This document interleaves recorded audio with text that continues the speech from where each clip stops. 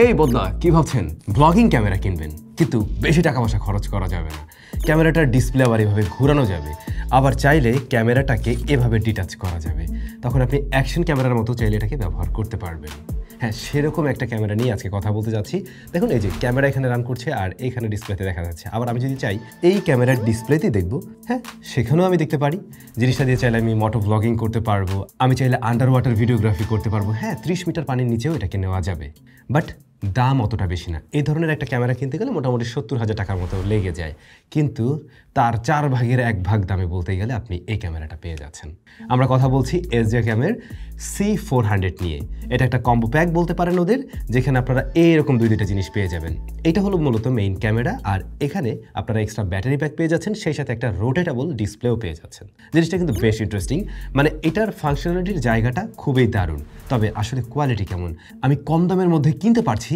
But কেনার পরে কি সেটা ভর্তি হচ্ছে চলুন সেটা একটু ফাইন্ড আউট করি এসজে ক্যাম 4C100 আমাদের কাছে পাঠিয়েছিল পিসি হাউস এসজে ক্যামের অফিসিয়াল ডিস্ট্রিবিউটর এবং তাদের কাছ থেকে অফিসিয়াল ওয়ারেন্টি সহ এই প্রোডাক্টগুলো আপনারা পারচেস করতে পারবেন 6 মাসের অফিসিয়াল ওয়ারেন্টিও রয়েছে ভিডিও ডেসক্রিপশনে আমি তাদের প্রোডাক্টের লিঙ্ক দিয়ে দিচ্ছি বক্স কন্টেন্ট হিসাবে এই যে এত জিনিস কিন্তু রয়েছে অনেক কিছু মানে মোট কথা এই ক্যামেরাটা চালানোর জন্য যত ধরনের অ্যাক্সেসরিজের প্রয়োজন আপনার হতে পারে সেটা গাড়িতে হোক বাড়িতে হোক পানির নিচে নেওয়ার জন্য সব কিছুর অ্যাক্সেসরিজ এখানে দেওয়া আছে জাস্ট একটা এক্সট্রা মাইক্রোফোন দিয়ে যদি দিত তাহলে একদম ফুল ফিল হয়ে যেত এই একটা জায়গায় একটু কম জিনিস দিয়েছে আর কি কিন্তু এই অ্যাক্সেসরিজগুলো যে দামের মধ্যে আসছে আপনি যদি গোপ্রো বলেন বা ডিজের প্রোডাক্টের সাথে যদি এই ধরনের অ্যাক্সেসরিজ কিনতে চান আলাদা করে অলমোস্ট এটার ফুল প্যাকেজের দাম পড়ে যাবে সে যাই হোক চলুন ক্যামেরাটা একটু ভালো করে দেখি আমি যেটা বলছিলাম এখানে রোটেটেবল একটা স্ক্রিন রয়েছে হ্যাঁ এই রোটেটেবল স্ক্রিনটা আমরা দেখতে পাই ডিজাইয়ের পকেট 3তেও রয়েছে এবং যা মনে হয় ওইটা দেখেই ইন্সপায়ার্ড ওরা তবে ডিজাইয়ের চাইতেও এর ডিসপ্লেটা একটু বড়সড় রয়েছে বাট এই ডিসপ্লেটা একটা IPS LCD panel touch sensitive touch করে কাজ করা যাবে দুইটা ডিসপ্লে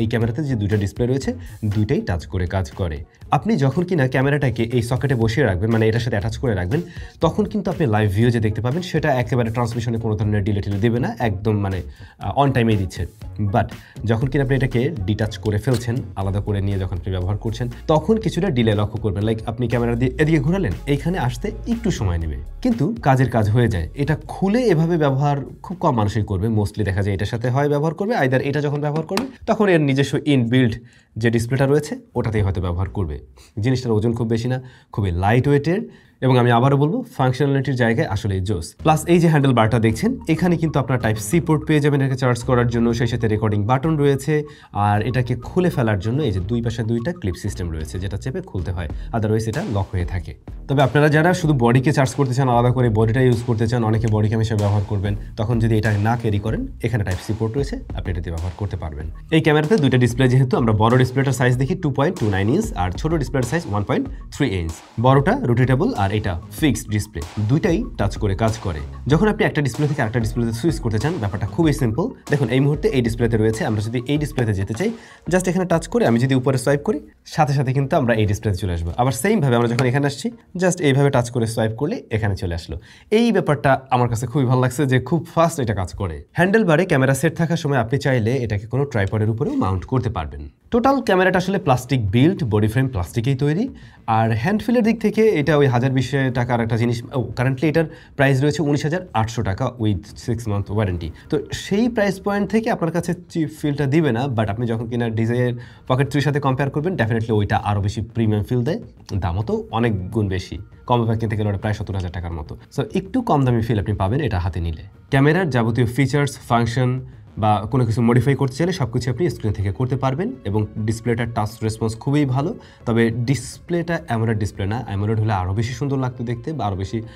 যে কোনো কিছু পপ আপ লাগতো বাট হ্যাঁ এটার ব্রাইটনেস আবার ভালো দিয়েছে যে কারণে আউটডোরে ইনডোরে আপনি সব জায়গায় ঠিকভাবে দেখতে পাবেন আর টাচ রেসপন্স নিয়েও কোনো প্রবলেম নেই এখান থেকে সেটিংস চেঞ্জ করা বা রেজুলেশন চেঞ্জ করা কিংবা এটার যে স্টেবিলিটি মুড রয়েছে সেগুলো চেঞ্জ করা সবকিছু আপনি ডিসপ্লে থেকে করতে পারবেন টাচ করে আচ্ছা এবার যদি আমরা একটু ভিতরের দিকে জানতেই এই ক্যামেরাটা ভিডিও রেকর্ড করতে পারে সর্বোচ্চ 4K 30 fps এবং এখানে যে সেন্সরটা রয়েছে তা 1/2.8 ইঞ্চের একটা সেন্সর যার ফিল্ড অফ ভিউ 154 ডিগ্রি এখন এই 154 ডিগ্রি ফিল্ড অফ ভিউ আপনি নর্মালি সবসময় পাবেন না কারণ মোস্টলি আমরা যখন এটাকে ব্যবহার করব তখন ওদের যে 6 অ্যাক্সিস জাইরো স্টেবিলিটি সিস্টেমটা রয়েছে সেটাই ব্যবহার করতে চাইব এবং সেটা ব্যবহার করলে খুব স্টেবল ফুটেজ পাওয়া যায় বাট কিছুটা ফ্রেম ক্রপ করে যেমন এখানে আপনারা দুইটা মোড পেয়ে যাবেন, অর্ডিনারি অ্যান্টি শেক আর একটা হচ্ছে গিয়ে হরাইজন স্টেডি।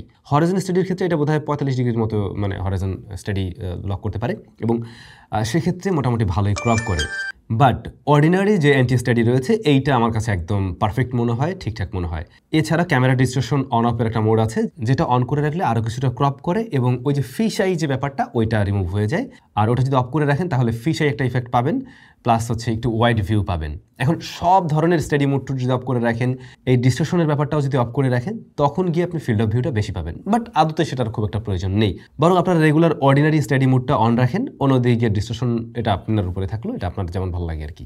আমরা এই ক্যামেরার দুইটা পার্টকে আলাদা করে ভিডিও করে দেখছিলাম যে ট্রান্সমিশন কতটুকু পাওয়া যায়। মোটামুটি 10 মিটার্স পর্যন্ত বা 15 মিটার্স পর্যন্ত দেখলাম একদম ঠিকঠাকভাবে আসে। যদি কোনো অবস্টিকাল চলে আসে তখন একটু লাইক দিয়ে আবার মানে ছেড়ে দিয়ে আবার ধরে, এরকম একটা অবস্থা। বাট যতটুকু জায়গা কভারেজ দিচ্ছে তাতে আপনার কাজ চলে যাবে ঠিকঠাকভাবেই। যদি মানে এটা ইমার্জেন্সি কেসে হয়তো আপনার লাগতে পারে, আন্ডার ওয়াটার ভিডিওগ্রাফি করছেন, তখন হয়তো আপনার এই জিনিসটা প্রয়োজন পড়বে যে উপর থেকে আপনি ভিজুয়ালটা দেখতে পেলেন, আরেকজন নিয়ে পানির নিচ দিয়ে এসে করলো, এটা ট্রান্সমিশন হলো আর কি। তো আন্ডার ওয়াটারে আবার কম দেবে এটা।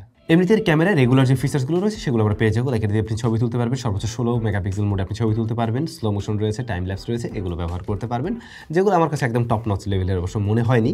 আর এই ধরনের ক্যামেরা দিয়ে মোস্টলি কেউ ওইভাবে ছবি তুলে না, তারপরেও যদি তুলেন কিছু ছবি স্যাম্পল তো এখানে রয়েছে যেগুলো এর প্রাইস অনুযায়ী ওকে আছে। অ্যাজ এ অ্যাকশন ক্যামেরা যদি বলি বা একটা কী বলা যায় ভ্লগিং ক্যামেরা যদি বলি, সেই জায়গা থেকে আমি মনে করি এই জায়গাটা ওকেই আছে। বাট ভিডিওর কী অবস্থা, এখানে 4K 30 FPS আপনি ভিডিও রেকর্ড করতে পারবেন। এটার প্রিভিয়াস জেনারেশন যেটা ছিল ওইটার তুলনায় কিন্তু মানে 300-এর কথা বলছি, ওইটার তুলনায় ভিডিওতে ইমপ্রুভমেন্ট আপনি পাবেন না এবং সেটা স্পেক ওয়াইজ বা হার্ডওয়্যারগত জায়গা থেকেও আমরা তেমন কোনো চেঞ্জেস দেখছি না। আমি আশা করছিলাম এই ক্যামেরাটাতে 4K 60 FPS, যেটা আমার পার্সোনালি বেশ ভালো লাগে এই ধরনের ব্লগিং ক্যামেরার ক্ষেত্রে।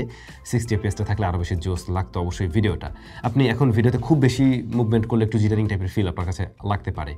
আর ভিডিওটা মূলত ভালো আসে প্রপার লাইটিং কন্ডিশনে। যদি হেভি লাইট দেওয়া যায় এর সেন্সরকে, তাহলে কিন্তু একটা ভালো কোয়ালিটি সে দিতে পারবে। মানে তখন আপনার মনে হবে না যে আমি 20,000 টাকা দিয়ে কিনে ভিডিও কোয়ালিটিতে খুব একটা দারুণ কিছু পাচ্ছি না ডে লাইট কন্ডিশনে বা প্রপার লাইটিং কন্ডিশনে। বাট লো লাইটে ভাই সেরকমের স্ট্রাগল করে, খুবই সফট একটা ভিডিও দেয় এবং সেই ভিডিও কাজে লাগার উপযোগী না আসলে। তবে আপনারা প্রপার লাইটিং কন্ডিশনে যদি এটা দিয়ে ভিডিও নেন তাহলে বেশ ভালো আউটপুট বের করা সম্ভব। আর আমি বলবো যদি ফেস ক্যাম করেন এভাবে, তখন আপনারা ফিশ আই এফেক্টটাকে অফ করে নেবেন, সেক্ষেত্রে ডিস্টরশনটা কাট হয়ে যাবে এবং সুন্দর একটা ভিউ পাওয়া সম্ভব। তবে আপনি যখন ভিডিও করছেন লো লাইট থেকে হাই লাইটে যাচ্ছেন, এখানে ব্যালেন্স করতে গিয়ে কিছুটা টাইম নিচ্ছে এই ক্যামেরাটা। আর একটু কর্নারের দিকে যদি লক্ষ্য করেন, 4 কর্নারের দিকেই, সেখানে ডিটেলের পরিমাণ অনেকটা কম মনে হয়। মূলত মিডলের দিকেই আসলে ডিটেলের পরিমাণটা বেশি বা একটু ফোকাসটা ওই জায়গায়, সেটা আসলে ক্লিয়ারলি বোঝাই যায়। তবে এই ক্যামেরাতে কিন্তু কোনো লকটকের মোড নেই যে যারা প্রফেশনালি চিন্তা করছেন আমি পরবর্তীতে কালার করে নেবো আমি আমার মতো করে, না সেই জায়গাটা পাবেন না। আর হ্যাঁ, কালারের জায়গাটা একেবারে 100% অ্যাকুরেট না, কিছু জায়গায় আমার কাছে একটু ওয়াশ আউট লেগেছে। আর একটু কালারফুল আর একটু ভাইব্রেন্ট হলে এই ধরনের ক্যামেরার ফুটেজ আরও বেশি ভালো লাগে বলে আমি মনে করি। একটু টুইক করে নিলে এডিটিংয়ের সময় আর একটু বেটার আউটপুট আপনি বের করতে পারবেন আর কি। বাট মাথায় রাখেন এই ক্যামেরাটা দিয়ে প্রপার লাইটিং কন্ডিশনে ভিডিও নিলে বরং বেস্ট হবে। তবে স্ট্যাবিলিটির জায়গাটা আমি মনে করি খুব ভালো করছে। স্ট্যাবিলিটি 20,000 টাকার একটা ক্যামেরা হিসাবে যথেষ্ট ভালো দিয়েছে। এই ছোট্ট ক্যামেরাটার মাঝে মানে এই যে বডিতে এখানে রয়েছে 1250 mAh ব্যাটারি, আর এই যে এখানে এক্সট্রা ব্যাটারি হিসেবে থাকছে 3000 mAh এর। ওরা ক্লেম করে এটা দিয়ে অলমোস্ট আপনি 2.5 ঘন্টা প্লাস মানে মোটামুটি ব্যবহার করতে পারবেন 4K 30 FPS। বাট আমাদের টেস্টিং তা বলে না আপনি 2 ঘন্টা বা তারও একটু নিচে ব্যবহার করতে পারবেন। আসলে এটা ওয়েদার কন্ডিশনের উপরে নির্ভর করবে বা আপনি যে জায়গায় শ্যুট করছেন সেখানে ওই মুহূর্তে টেম্পারেচার কেমন রয়েছে, সে সমস্ত বিষয়ে আসলে ভ্যারি করে। তাছাড়া আপনি ভিডিও রেকর্ডিং টাইমে বারবার ডিসপ্লেটা এভাবে ব্যবহার করছেন কিনা, প্লাস হচ্ছে গিয়ে ডিসপ্লেটা কতক্ষণ অন হয়ে থাকবে, এরকম কিছু বিষয় আছে। বারবার রেকর্ড অন অফ করছেন কিনা, সে সমস্ত বিষয়ের উপরে নির্ভর করবে কিন্তু ব্যাটারি ব্যাকআপ। বাট 2 ঘন্টার আশেপাশে পেলেও কিন্তু এই ছোট্ট ক্যামেরাটা থেকে সেটা গুড এনাফ, কারণ আপনার হাতে এই জিনিসটাও রয়েছে।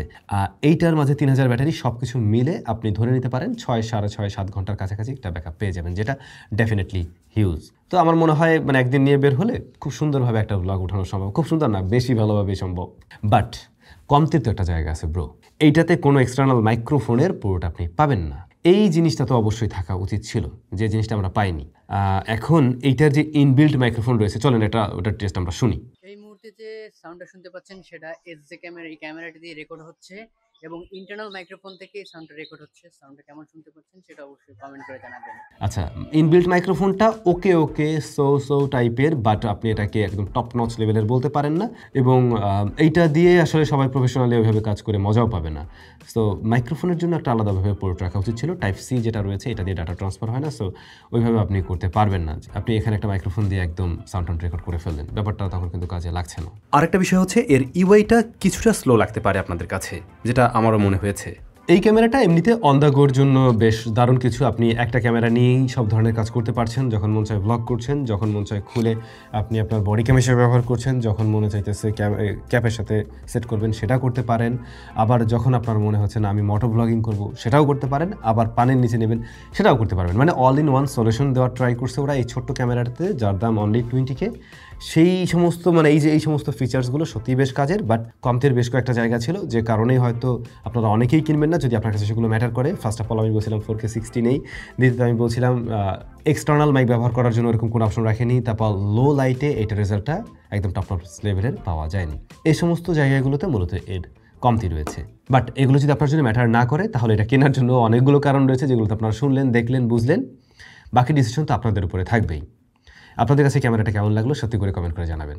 সবাই ভালো থাকবেন, দেখা হচ্ছে স্যামসংয়ের নতুন কোনো ভিডিওতে।